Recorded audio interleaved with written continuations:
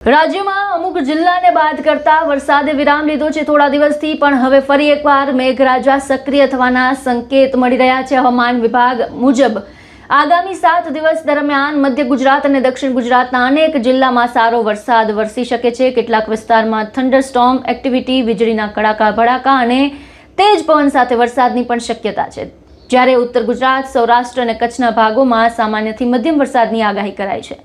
થોડા દિવસ અગાઉ મુશળધાર વરસાદે રાજ્યના અનેક જિલ્લાઓમાં જળબંબાકારની સ્થિતિ સર્જી હતી। અનેક શહેરોમાં રસ્તાઓ પાણીમાં ગરકાવ થઈ ગયા હતા। ક્યાંક હોડીઓ દોડાવવાનો વારો આવ્યો હતો, તો ક્યાંક એનડીઆરએફ, એસડીઆરએફની ટીમોએ પણ રેસ્ક્યુ ઓપરેશન હાથ ધરી લોકોને સુરક્ષિત સ્થળે ખસેડ્યા હતા।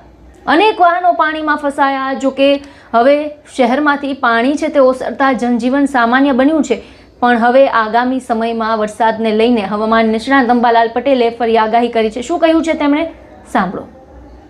આગામી દિવસોમાં હમણે ધીરે ધીરે ગરમીની શરૂઆત થશે, વરાપ રહેવાની શક્યતા છે, પરંતુ હમણાં તારીખ 14 આસપાસ હળવા વરસાદી ઝાપટા પડવાની શક્યતા રહેશે। ઉત્તર ગુજરાતના ભાગોમાં, મધ્ય ગુજરાતના ભાગોમાં અને દક્ષિણ ગુજરાતના ભાગોમાં પણ ક્યાંક હળવો વરસાદ, છાંટાછૂટી કે ઝાપટા પડવાની શક્યતા રહે। સૌરાષ્ટ્રના ભિન્ન ભાગોમાં પણ વરસાદી છાંટા, વાદળવાયુ કે હળવા વરસાદી ઝાપટા પડવાની શક્યતા રહે। એટલે ધીરે ધીરે હવે વરાપ થવાની શક્યતા રહેશે। તારીખ 17, 18 અને 19માં મઘા નક્ષત્રમાં પણ ક્યાંક વરસાદી ઝાપટા પડવાની શક્યતા રહેશે।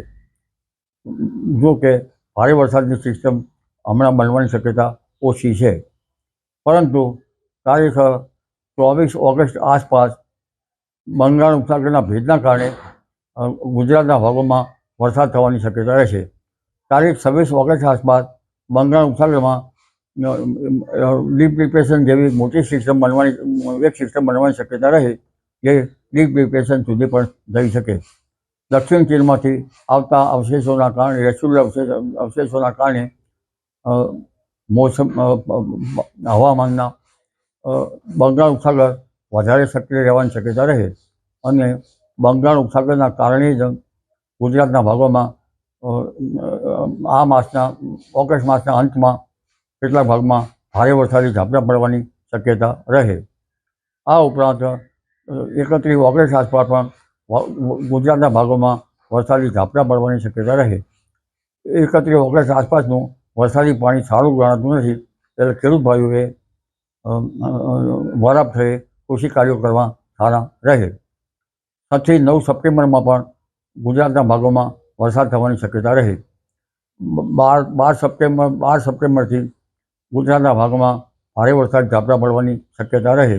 દેશના ભાગોમાં પણ ભારે વરસાદ ઝાપટા પડવાની શક્યતા રહે, અને 13 સપ્ટેમ્બર આસપાસ ગરમી પડવાની શક્યતા રહે। 23મી સપ્ટેમ્બર આસપાસ ગરમી વધવાની શક્યતા રહે। 10 ઓક્ટોબર આસપાસ પણ ગરમી વધવાની શક્યતા રહે। એટલે ગરમી વચ્ચે વરસાદ થવાની શક્યતા રહેતા વિષમ હવામાનની વિપરીત અસરના કારણે કૃષિ પાકોમાં રોગ આવવાની શક્યતા રહે। આ ઉપરાંત ગણેશ ચતુર્થીના દિવસોમાં પણ વરસાદ થવાની શક્યતા રહે, અને અંબાજીના ડુંગરાળ ભાગમાં પણ વરસાદ થવાની શક્યતા રહે। લગભગ પૂનમની આસપાસ પણ રાજ્યના ભાગોમાં વરસાદી ઝાપટા પડવાની શક્યતા રહે। 10મી ઓક્ટોબર આસપાસ પણ ક્યાંક વરસાદી ઝાપટા પડવાની શક્યતા રહે।